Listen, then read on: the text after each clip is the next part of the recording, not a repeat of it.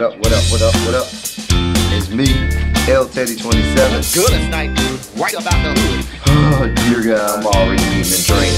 Look like a damn mess, just a damn mess. No means no, and yes means no. What up, what up, what up, what up, what up? What's good, people? What's up, what's up, what's up, what's up? It's me, L Teddy 27, and I am back. Oh, yes, I'm back. I know I'm late for another review. This, ladies and gentlemen, will be our review for P-Valley. It is season 2. It is episode 5. It is entitled White Nights. I know, y'all, I'm real late with this. I was out of town, holiday, all of that good stuff, but we here. We gonna get through this.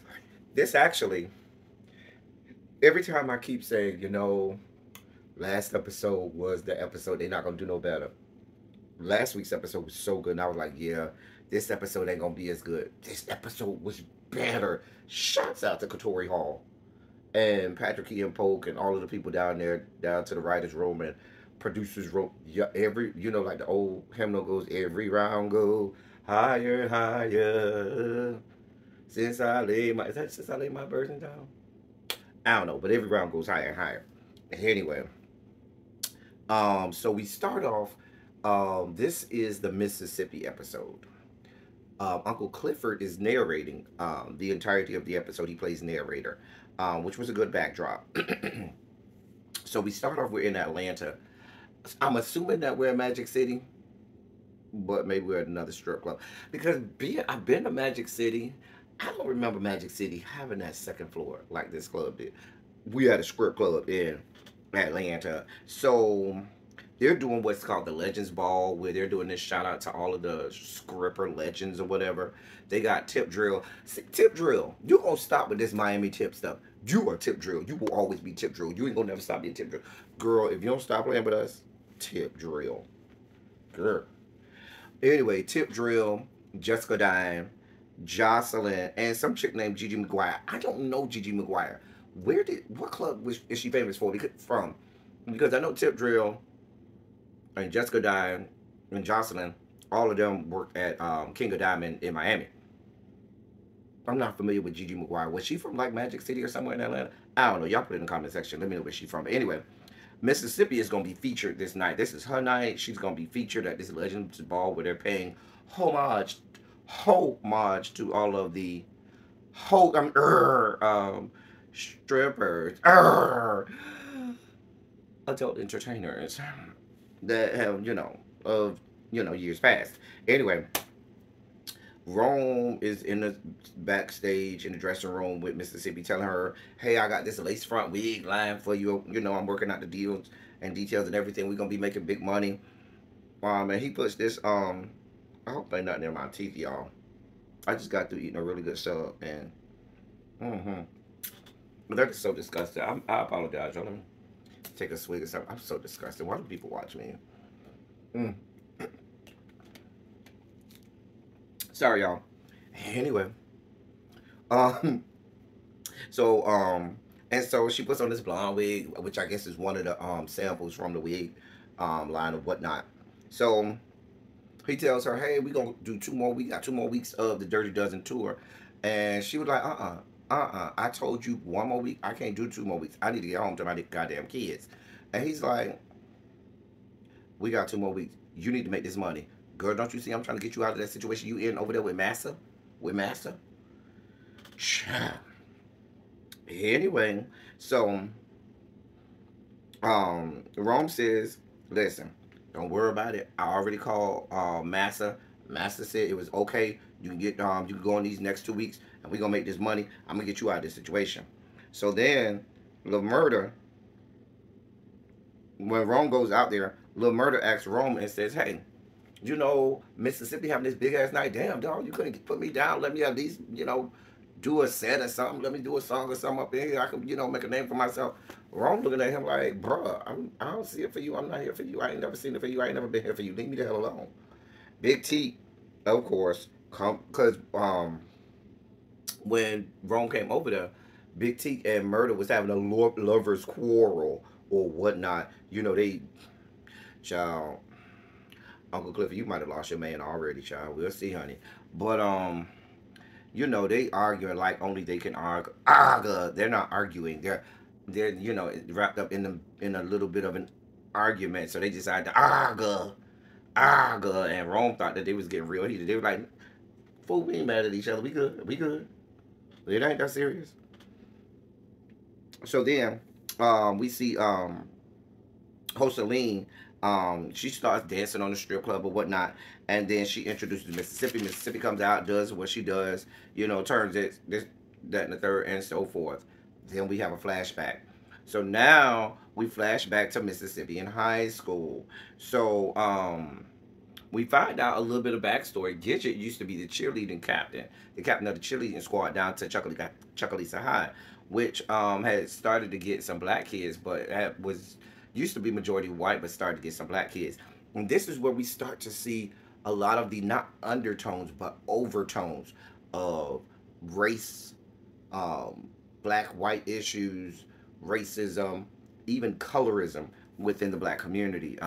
So Mississippi was trying out for the cheerleading squad, and they was doing some kind of stunt or whatever, when she was at the top of the pyramid, or they was holding her up or whatever, and she fell. And Derek, who's on the cheerleading squad, helps her out. He's one of the male cheerleaders. So Derek, she is over there on the side, on the benches, and some of the black football players come over and kind of flirt with her, and then tell her, "We don't want your little, black stuff anyway," because she dark skinned, and they into the light skinned girl, and they were like, "We don't want your little black stuff anyway." And so Derek comes over there and tells them not to disrespect her, and then Derek gets in a fight with the two black boys and beats up the black boys. Derek does actually start the fight, and then when we see later, Derek goes to talk to Mississippi in the hallway, and Mississippi notes that Derek seems to not have gotten any punishment, because she asked that the football players get detention. He was like, "Nah, they got suspended." And so you immediately see, okay, these overtones of racism and things like that. So, and I noticed that Mississippi, I think one of the interesting things that we see prevailing with Mississippi is the fact that she is very aware of race and racism and profiling and prejudice and discrimination and stuff like that. She's very aware of it.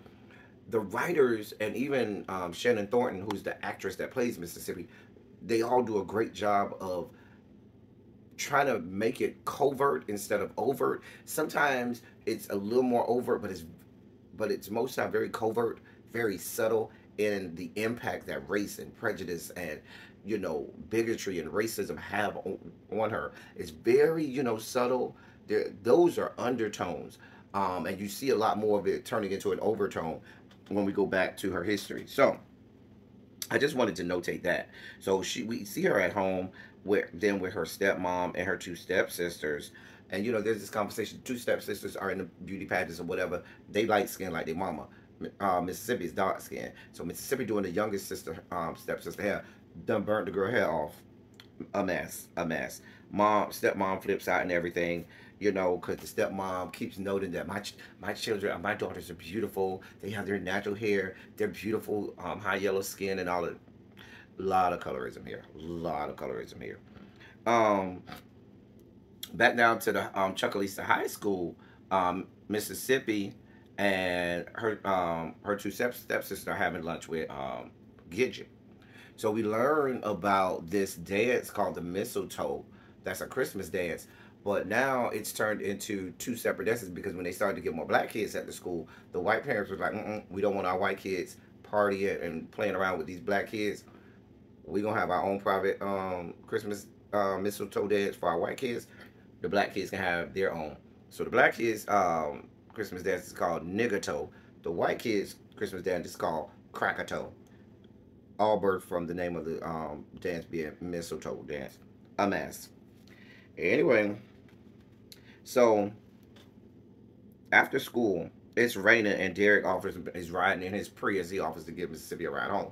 So he does that, and she was like, "What if I am ready to go home?" So they go out on this little date. They go to this little diner, and Patrice is the waitress. Patrice, Mercedes' mom, but she's the waitress at the diner. Anyway, Mississippi notices that Derek has bruises on his face. So he was like, "Yeah, I missed, one of the girls fell, and, I missed her, and she ended up kicking me in the face. and stuff like that. And so she was like, oh, okay, with one of the cheerleading stunts.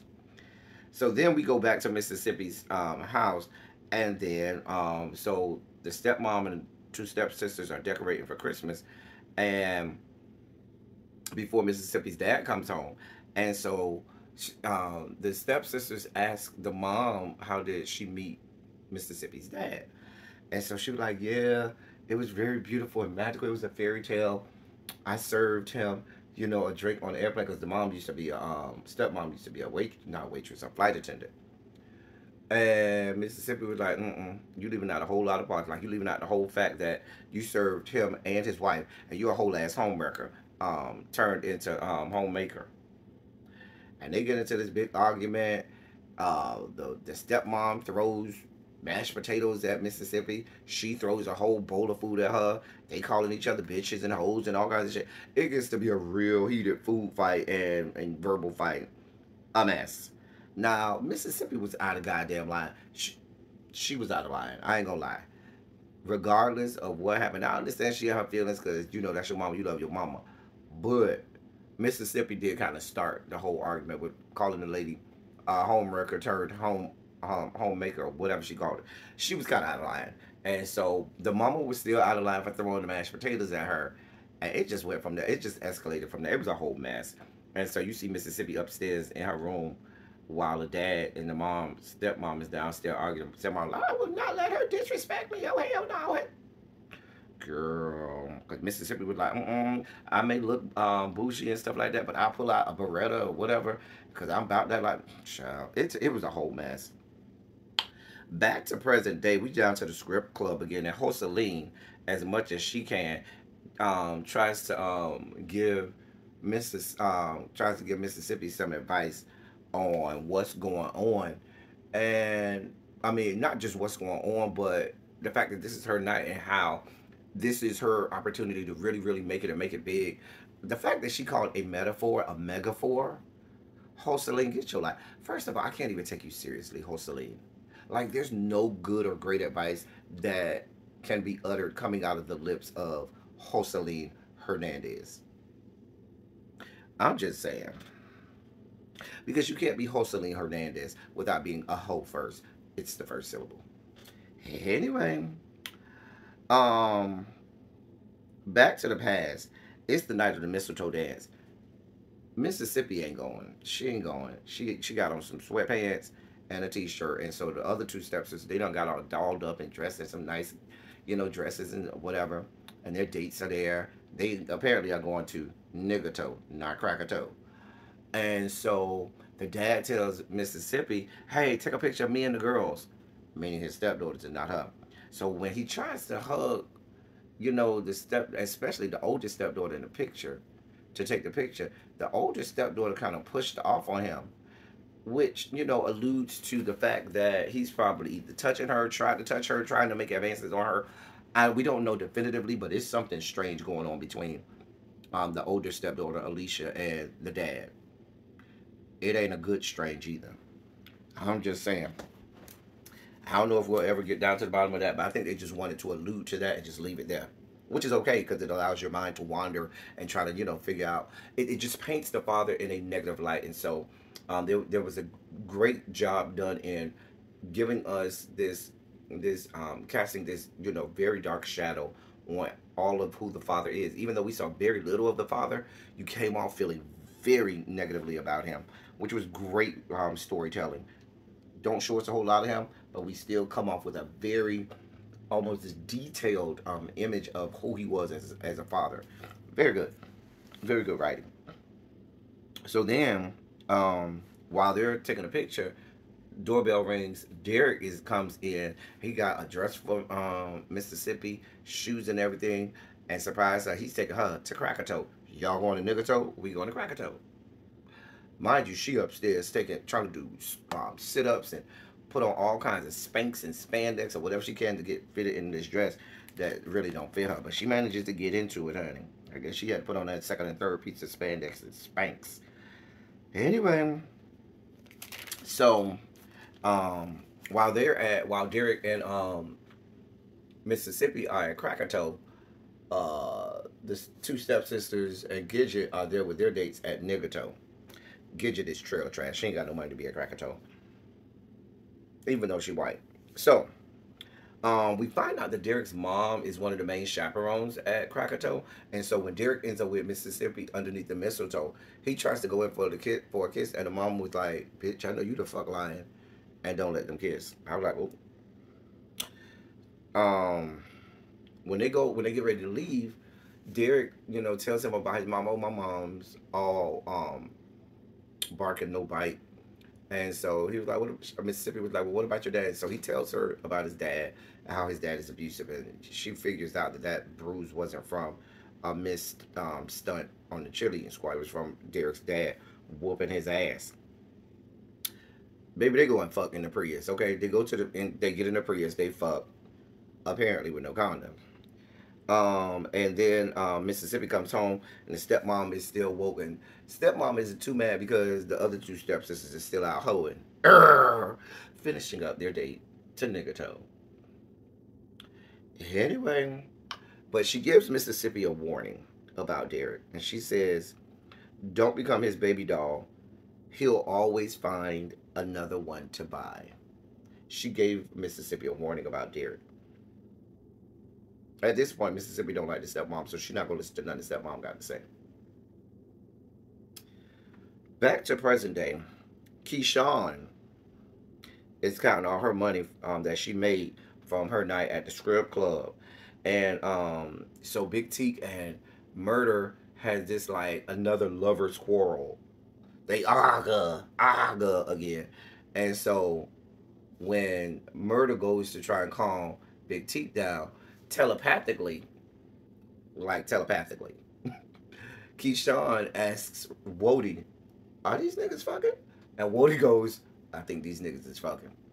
So that was funny to me that they did all of that telepathically. Anyway, Rome comes, and so they're supposed to be going to some private party, I guess that host Celine is having, and Rome and Mississippi. So Rome and Keyshawn, I should say, and Murder was like, "Well, damn, I can't come." And Murder was like, "Damn, I can't come." And Rome was like, "Hell no, bitch. Y'all should be glad that I got y'all these hotels, these 5-star hotels." And so Big T comes over there and gets all man. "We don't need your charity. Book you niggas. You ain't shit. We don't want nothing from you. You always think you doing something for somebody." And so Murder, he goes over there to see about his man. And they are a whole ass couple. Murder and T, like they're not even trying to hide what they got going on at this point. Back to the past. We see I made note that on the TV screen, on the television playing in the backdrop of this scene, when we immediately go back to the past, is they're reporting on Charlottesville. We all know what happened at Charlottesville with the white boys down there to University of Virginia, tiki torches, and all of that, and all of that racist. They had a whole situation down there. So, like I said, they're making. I find it very curious that it always centers around Mississippi, where we see these moments that involve racism, prejudice, bigotry, and so discrimination and so forth. And I don't think it's happenstance that it keeps always happening around Mississippi. And so I found it very telling that we have what happens next. So we got a situation with that as the backdrop. These white boys over here doing a whole protest with tiki torches talking about how horrible every other race is besides white men. Mississippi pregnant, laying on the couch. Her and Derek get into this argument about how his mom ain't help pay for the apartment or whatever, and he got some friend to help get some baby clothes, and she was like, "Them not the colors that I want. My daddy had to buy everything. I'm paying for you. You ain't shit. You came from you ain't da da da. But I might not be shit, but my daddy paying for us to do everything." And it got into a whole heated argument. Derek goes off and said, "I should have listened to my mama because she said I should have never stuck my dick in the likes of you," as if she's some kind of animal or some type of non-human entity. It was a mess. And Keyshawn should have saw the writings on the wall at that point, but Mississippi didn't. And so She stayed there, and they went back and forth, back and forth. Baby, he put his hands around her neck and tried to choke her out and said, "Yeah, you trapped me, you trapped me, you trapped me." And yeah, it goes south. He chokes the shit out of her while she's pregnant. Child, we go back to present day. Keyshawn goes to Rome's room. I mean, at this point, everything's going left. She goes back to Rome's room. She got on her outfit, her cute outfit, and he's standing in the window looking out. He still got on his robe, talking about, hey, I don't think we're gonna be able to go because they out there riding. They with that bullshit again. They riding again. He ain't even dressed. So he tells her that the wig deal fell through, and it ain't gonna happen. But I got another deal for you. These stripper shoes. And she was like, I don't want to do no goddamn stripper shoes. The market on the stripper shoes is very small. It's only fucking strippers. Everybody don't wear stripper shoes all the time. But wigs, everybody wear goddamn wigs. White, black, blue, and purple. And he tells her, he basically kind of convinces her to kind of go along with it. He said, listen, try it on. I know you're gonna strip tonight at Joseline's party. Go try it on with your stripper outfit, and in the long mirror, let me know how it is. She go in the bathroom, go try it on. He rolls up in there, robe is open, dick out, and oh yes, we got the meats. Yes, they did show us the meat. Go look now. If you weren't looking hard enough or you ain't look fast enough, go back and rewind. Look in the mirror. You do see the meat. I saw it. Prosthetic. I'm almost 1,000% sure that was a prosthetic, but still, we saw the meat. Tell me if y'all saw the meat. Anyway, he basically tells us, listen, if you don't let me fuck, all of this shit you think you got going on, ain't none of it's gonna happen. Everything is pending on what you gonna give me. Do I owe you? You trying to say I owe you? Hell yeah, bitch, you owe me. Bitch, you gonna be that snatch, that cooch, and this dick is waiting. And baby, it goes south. And he tells her, listen, I know everything. I saw you kissing on murder. I think he basically at first was kind of jealous of murder, but once he figured out that murder was you know, not playing on that team, that he was a part of the Rainbow Coalition. He was like, yeah, and she was like, what you mean? He said, oh, I know everything. She said, what you mean? And he calls murder the F-bomb. She was like, I know evidence of that. He pulls out his phone and shows a video of murder, I guess, blowing Big Teek's back out. And so after that, he tries to rape her. And she gets away, goes and starts banging on Wodie's door. And in the process of her banging on Wodie's hotel room door, they flash back to her banging on her dad and her stepmom's door. It's raining. She still got on a nightgown from when she got choked out. She pregnant. This is the flashback. She go to stepmom. I don't know where to go. Baby, I don't know what to tell you. You made your choice. I tried to warn you. Baby, you wanted it. You got it. You are not coming up in here. You are a bad example for my daughters. Girl, go back home. What my daddy got to say about it? Baby, he agrees. Go your ass home. We don't have nothing for you. Thank you for coming. Please drive safely. Shut the door. In your face. She banged on the door. Baby, the bomb that went on. Flashback to present day. She had to go back to Massa at that point because he had done turned into Massa at that point. Flashback to present day. Wodie lets her in. She tell Wodie everything. He tried to rape me. He tried to fuck me. It was all, I'm so stupid, da da da da. He even got a video of the murder and da da da da. I don't think Wodie really was that concerned. I mean, I shouldn't say, let me take that back. I'm not going to say he wasn't that concerned. He was concerned for her. He was concerned about her well-being. But I think when she added that part about the video, that's when he knew he had to do something. I don't think he would have done what he does at the end of this episode had he not been informed about this video that Rome had on Little Murder. So she tells him, listen, I want to go home. He was like, we still got the second half of the tour. Fuck this damn tour. Bitch, I want to go home. Bitch, I done just damn near got raped. I need to go my ass home.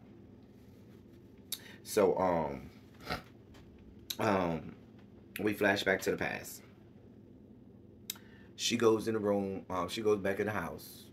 She goes in the room where the baby gonna be at, and Massa done bought a whole room full of flowers. He comes in there and says he's not gonna do it no more. He's not gonna be like his dad, and so forth and so on. I mean, she'll have a whole lot of choices at that point because her dad and stepmom ain't gonna let her in. So where's she gonna go? Sleep on the bench? Go sleep with Gidget in her trailer park? I don't know, but she at that point she didn't really have a whole lot of choices, which probably explains why. I mean, remember she actually comes from money. Her dad is not poor. Mississippi comes from money. And so by her not having a whole lot of money, not having anywhere to go, nobody to turn to, she got to make money somehow. So there you go. You become a scripper. And that's how it all began. Um, Flashback to present day. She comes home.